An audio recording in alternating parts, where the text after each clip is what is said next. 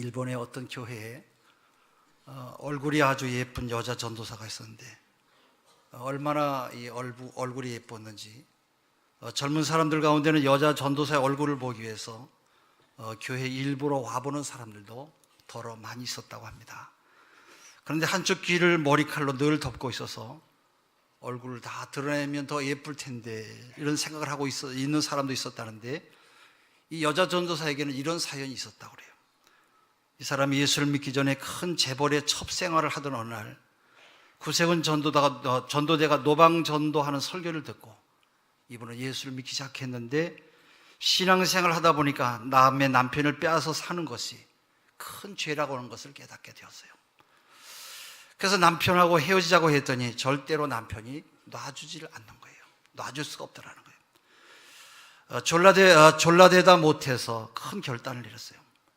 너무 남편이 예뻐서 놔주질 아니하니까 남편이 출근한 다음에 면도칼로 자기의 귀를 잘라버렸대요. 한쪽 귀를 잘라버렸어요. 저녁에 남편이 들어와서 부인의 모습을 보고 깜짝 놀라서 왜 그렇게 되냐고 물었어요. 내 얼굴이 너무 예뻐서 놔주지 않는 것 같아서 내가 한쪽 귀를 잘라버렸는데 그래도 놔주지 않는다고 하면 내일은 또 다른 귀를, 또 한쪽 귀를 자르고 그래도 놓아주지 않으면 얼굴에 난도질을 하겠다고 그렇게 말했어요. 남편이 깜짝 놀라가지고 아주 지독한 여자라면서 이 신랑이 많은 돈을 주면서 집으로 보냈다고 그래요. 참으로 위대한 결단의 사람이라고 할 수가 있어요. 여러분, 위대한 성공의 사람들은 모두가 다 위대한 결단의 사람이라고 말할 수가 있어요. 더구나 크리스찬들에게는 남달리 여러분 이런 능력이 있는 이런 결단력이 있어야 돼요. 하나님이 크게 사용했던 사람들은 보면 바로 남달리 결단 있는 사람들인 것을 알 수가 있습니다. 구약 성경의 다니엘서를 기록한 다니엘은 보통 사람들이 할 수 없는 큰 결단의 사람이었어요.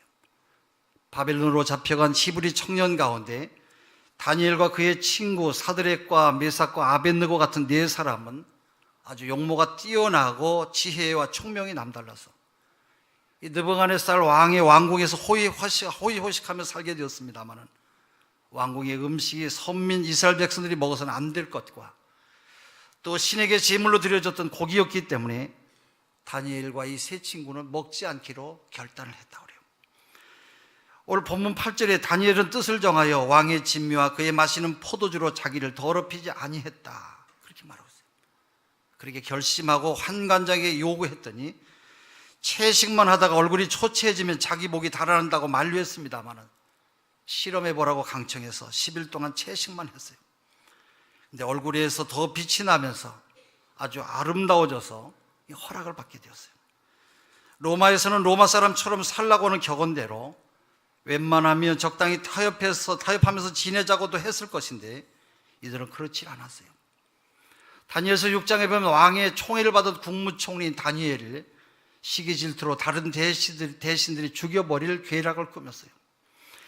앞으로 한 달 동안 왕이 세운 금신상 외에 다른 신에게 절하거나 사람에게 무엇을 구하면 사자굴에 던져놓도록 법령을 만들었고 왕의 도장까지 다 받아냈어요.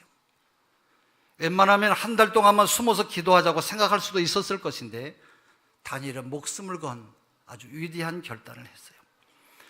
오늘 우리가 읽었습니다마는 다니엘이 이 조서에 어인이 찍힌 것을 알고도 자기 집에 돌아가서는 그 방에 예루살렘으로 향하여 열린 창에서 전에 행하던 대로 하루 3번씩 무릎을 꿇고 기도하며 그 하나님께 감사하였더라 말씀하고 있어요. 다니엘은 아주 비범한 결단의 사람이었어요. 그래서 그는 하나님의 말씀에 목숨을 건 위대한 결단의 사람으로 결정한 것이에요. 결국 그는 사자굴에 던져졌습니다만 사자들이 잡아먹지 못하고 다시 살아나왔어요. 실상을 파악한 왕은 흉기를 꾸민 신하들과 가족들을 모두 다 사자굴에 집어넣었어요. 넣자마자 그들의 몸이 땅에 닿기도 전에 사자들이 움켜쥐고 뼈까지 다 으스러뜨려서 먹었다는 말씀이 나와요. 신앙의 지조를 지키기 위해서 위대한 결단을 했기 때문에 왕조가 몇 번 바뀌면서도 다니엘의 주인을 흔들리지 아니했고 또 정치인이면서도 구약의 계시록을 기록하는 그런 귀한 사람이 됐어요. 결심과 결단력이 없는 사람은 위대한 신앙의 사람이 될 수도 없고 또 믿음직한 사명의 사람도 될 수가 없어요. 남달리 성공한 사람은 남다른 결심력과 바로 결단력이 있는 사람이에요. 금년 마지막 송고 예배를 드리는 이 시간, 우리 모두 예수 믿는 사람들은 이러한 다니엘과 같이 뜻을 정하고 살아가는 굳은 결심이 우리에게도 필요한 줄로 압니다. 항상 망설이고 머뭇거리기만 하는 사람은 하나님의 사랑도 축복도 또 성공도 기대할 수가 없어요. 엘리야 선지자가 바알신을 섬기는 400명의 선지자들과 400대 1의 결판을 냈어요. 이스라엘 백성들과 바알신을 섬기는 그런 두 사이에서 결정을 하지 못하고 우물쭈물할 때에 너희는 어느 때까지 두 사이에서 머뭇거리겠느냐, 열왕기상 18장 21절에 책망을 하죠. 모세의 뒤를 이어서 이스라엘의 왕의 지도자가 된 여호수아는 여호수아 24장 15절에 너희의 섬길 자를 오늘날 택하라, 오직 나와 내 집은 여호와를 섬기겠노라 결단했어요. 여러분, 내년에는 경제적인 전망도 매우 어렵다고 그렇게 내다보고 있어요.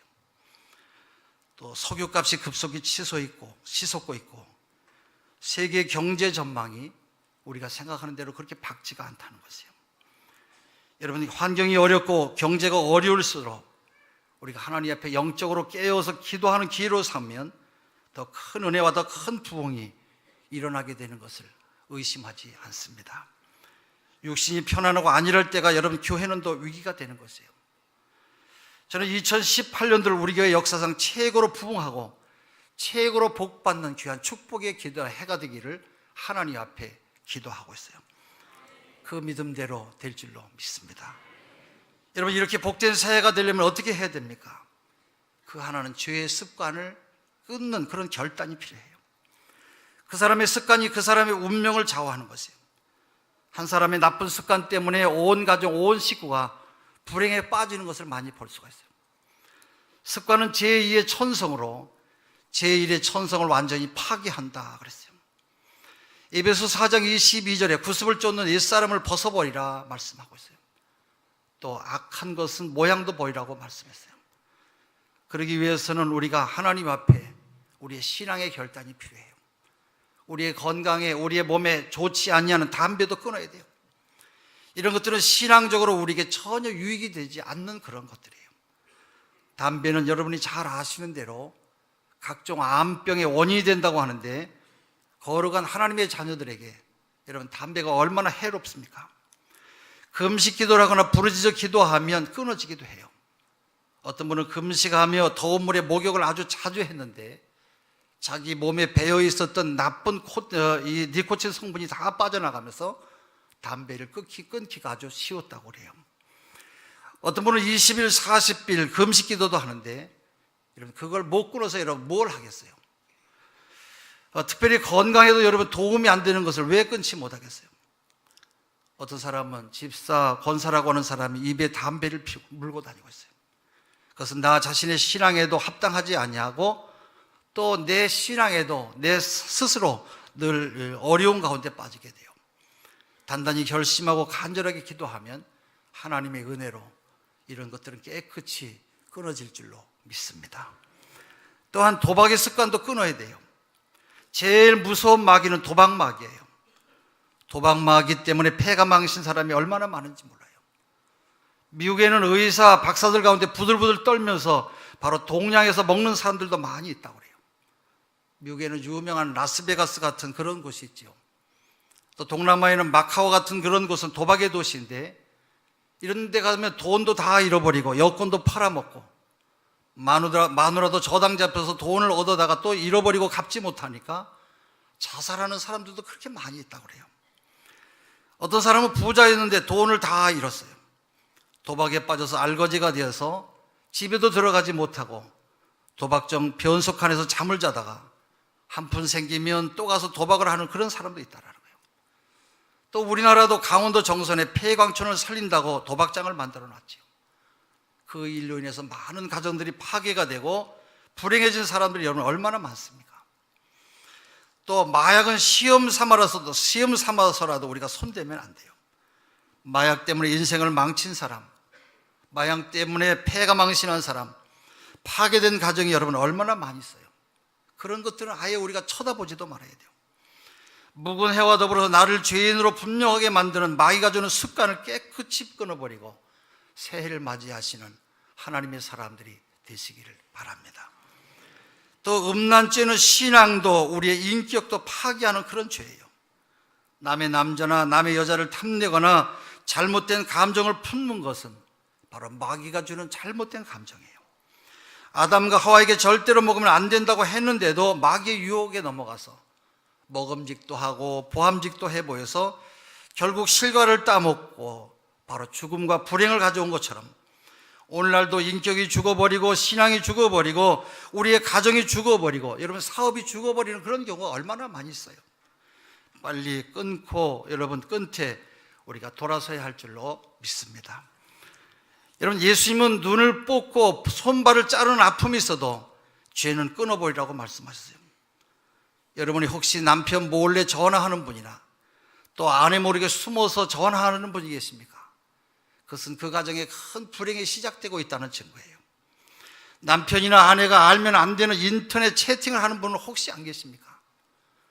누가 듣고 볼까 봐 가슴 두근거리면서 하는 전화나 채팅이 있으면 그런 것 2018년도에 다 청산하고 새해를 맞이하시는 여러분 되시기를 바랍니다. 몰래 먹는 떡이 맛있다고 하는 잠언서 말씀대로 그런 것들이 일시적으로 재미있고 달콤할지는 몰라도 그것은 바로 마귀의 덫에 걸려드는 것이에요. 모두가 다 청산하시고 내가 비밀 없이 반듯하게 살아야 우리의 가정에 참된 행복도 있고 우리의 가정에 축복도 임하는 줄로 믿습니다. 남이 보면 안 될 편지도 오고 가서는 안 돼요. 두 번째, 기도하는 습관을 길러야 돼요. 하나님과 동행하며 하나님의 보호를 받는 생활을 하려면 규칙적인 기도 생활이 필요해요. 급한 일이 생길 때만 안타깝게 기도하고 예배 시간에만 잠깐씩 기도하는 생활을 하면 안 돼요. 하나님께 가까이 나아간 위대한 성도들은 규칙적으로 언제나 시간과 장소를 정해놓고 하나님 옆에 기도했어요. 다니엘은 바벨론의 120도를 관할하는 국무총리였습니다만 하루 3번씩 하나님 앞에 기도했어요. 그를 모함하는 무리들이 사자굴에 집어넣어 죽이려고 하는 계략을 꾸민 것을 알면서도 그는 규칙을 어기지 않냐고 하나님 앞에 간절히 기도했어요. 바로 기도하는 것을 목숨보다도 소중하게 아주 귀중하게 여겼던 그런 사람이에요. 오늘 본문 6장 10절의 말씀 우리 한번 같이 그런 의미에서 같이 한번 읽겠습니다. 같이 읽습니다. 다니엘이 이 조서에 왕의 도장이 찍힌 것을 알거든